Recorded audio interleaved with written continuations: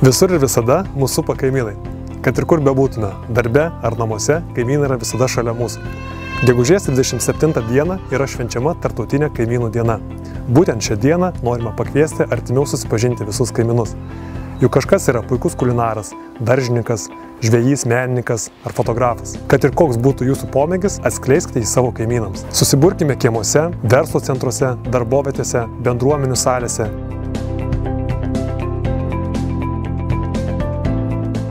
Ar atsimenat tuos naujosius metus, kai kartą vienas iš mūsų kaimynų nusprendė padaryti vieną dalyką – parodyti savo hobį, o jis yra Kalėdų senelis.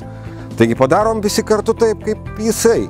Ateinam, susirenkam, pateikiam savo hobį, sužinom vienas apie kitą ir galų gale susidraugaujam kaip tikri kaimynai.